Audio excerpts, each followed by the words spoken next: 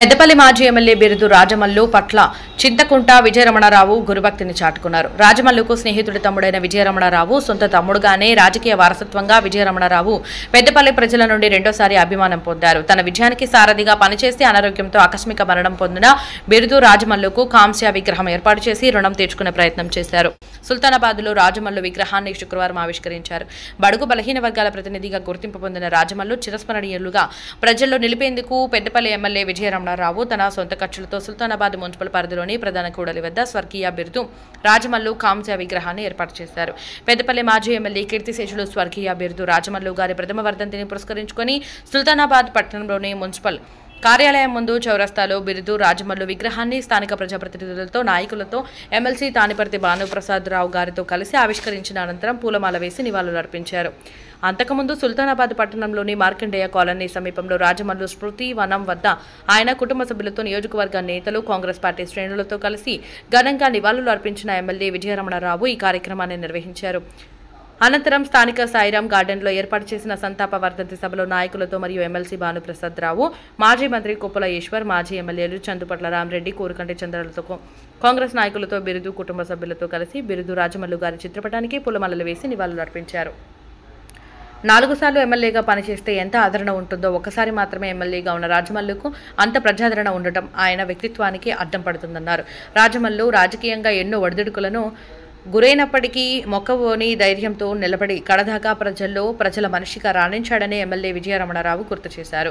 తన గెలుపులోనూ రాజమల్లు కీలక పాత్ర పోషించారని, కానీ కొద్ది రోజులకే ఆయన అకాల మరణం పొందడం తనను ఎంతో బాధించిందన్నారు. ఆయన మన మధ్య లేకున్నా ఆయన ఆలోచనలను అనుసరిస్తామన్నారు.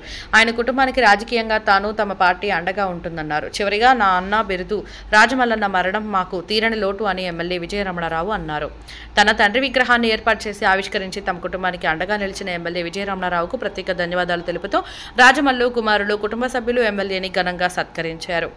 ఈ కార్యక్రమంలో బిరుదు సుశీల, మున్సిపల్ చైర్పర్సన్ గాజుల లక్ష్మీ రాజమల్లు, జిల్లా గ్రంథాలయ సంస్థ చైర్మన్ అంతటి అన్నయ్య గౌడ్, పెద్దపల్లి సుల్తానాబాద్ మార్కెట్ కమిటీల చైర్మన్లు ఈర్ల స్వరూప, మెనుపాల ప్రకాష్ రావు, మున్సిపల్ వైస్ చైర్మన్ పర్సన్ బిరుదు సమత కృష్ణ, కార్యక్రమ ఆహ్వాన కమిటీ సభ్యులు గోపగాని సారయ్య గౌడ్, సాయిరి మహేందర్, ముస్తియాల రవీందర్, కోఆర్డినేటర్ కందుకూరి ప్రకాష్ రావు మరియు సయ్యద్ మస్తత్, ఉప్పు రాజు, నూగిళ్ల మల్లయ్య, ఆకుల నరసయ్య, దానాయక్ దామోదర్ రావు, చిలుక సతీష్, వేగోలం అబ్బాయ గౌడ్, సమా రాజేశ్వర్ రెడ్డి, గర్జనవేణి సదయ్య, బొజ్జ శ్రీనివాస్, కడర్ల శ్రీనివాస్ మరియు కౌన్సిలర్లు, రాజమల్లు గారి పూర్వ స్నేహితులు, బంధుమిత్రులు, పెద్ద సంఖ్యలో నియోజకవర్గ కాంగ్రెస్ పార్టీ నాయకులు, కార్యకర్తలు, అభిమానులు తదితరులు పాల్గొన్నారు. ఆనాడు ఎన్టీ రామారావు గారు అవకాశం ఇస్తే చాలా తక్కువ ఓట్లతో ఆసారి కాంగ్రెస్ ప్రభుత్వం ఉమ్మడి ఆంధ్రప్రదేశ్ వచ్చినప్పటికి కూడా చిన్న చిన్న లోపాలతోని కేవలం 1800 చిల్లర ఓట్లతోని ఆనాడు ఎమ్మెల్యేగా ఓడిపోవడం జరిగింది.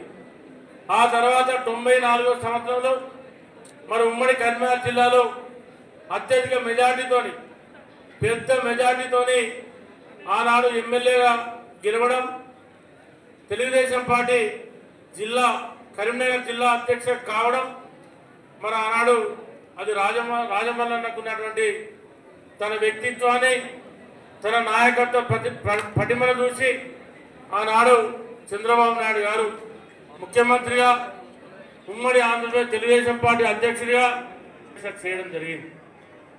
నేను ఇదంతా ఎందుకు చెప్తా ఉన్నానంటే, వాస్తవానికి ఒక 3-4 సార్ల ఎమ్మెల్యేగా ఉండే వ్యక్తికి ఎంత బలం ఉండేనో ఈ పెద్దపల్లి నియోజకవర్గంలో అంత బలం ఉండే. అంటే నేను ఇదేదో మీరు చెప్పే ముచ్చట కాదు, నేను దగ్గరలో చూసినప్పుడు చెప్తా ఉన్నా. ప్రతి ఊళ్ళే ఒక 50 మందిని డైరెక్ట్ పేరు పిలిచేంత సన్నిహితం ఉండే.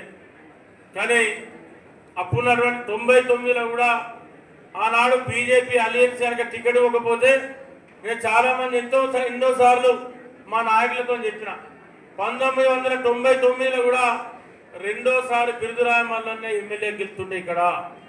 ఆనాడు తెలుగుదేశం పార్టీ అప్పుడున్నటువంటి పరిస్థితులలో బీజేపీకి అలయన్స్లో టికెట్ ఇక్కడ ఇస్తే 100 ఓట్లు లేని బీజేపీ పార్టీని ఈ నియోజకవర్గంలో ఆనాడు రాజమల్లన్న గారు భుజం మీద ఎత్తుకొని ఆనాడు తను చెప్తే మనందరం కష్టపడి గెలిపించాం.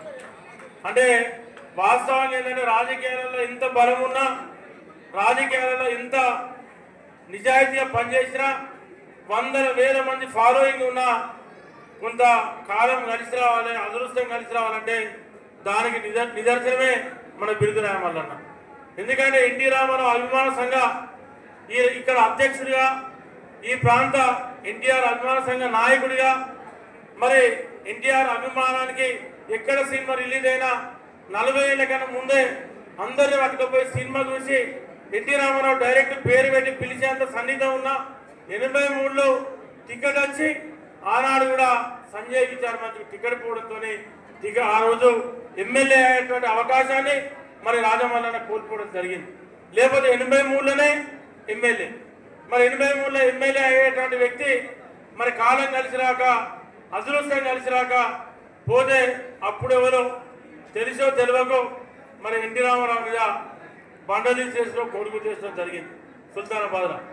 అయితే అది రాయమల్లన్న సంబంధం లేదు వాస్తవానికి, కానీ అది జరగడంతో పోయిన వాళ్ళంతా అదే చెప్పుడు, ఎన్ని బిరుదు రాయమల్ల టికెట్ ఇస్తామంటే అన్న నీ మీద కోడిగుడ్లు వేసి బండలు వేసి గానకెట్ట టికెట్ ఇస్తామంటే అట్లా 83 వేయింది, 84 బై ఎలక్షన్ వేయింది, 85 వేయింది, 89 వరకు వచ్చింది.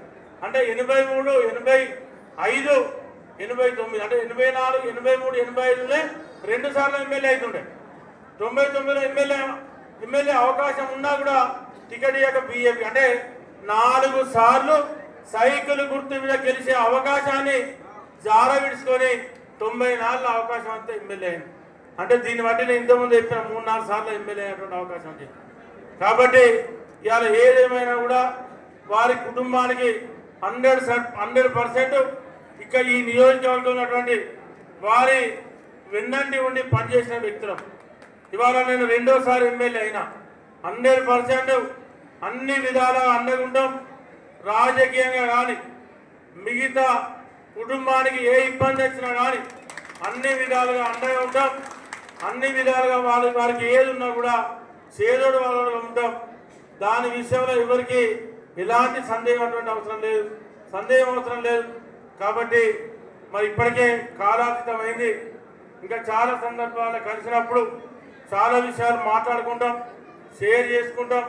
అన్ని విధాలుగా మీకు ఎవరికి ఎలాంటి ఇబ్బంది లేకుండా మరి అందరి భవిష్యత్తుకు మరి మీ ఇంట్లో ఒకటిగా నేను కూడా ఉంటా అని చెప్పి ఈ సందర్భంగా తెలియజేసుకుంటూ మరి ఇంత పెద్ద ఎత్తున మరి అన్న కౌన్సిల్ విగ్రహం ఆవిష్కరణ ఉందని చెప్పి ఖాళీ పోస్టర్లు వేసి వాట్సాప్లలో ఫేస్బుక్లలో పెట్టి మన నియోజకవర్గం ముఖ్యంగా చెప్తే మరి వాళ్ళ వేలాది మందిగా.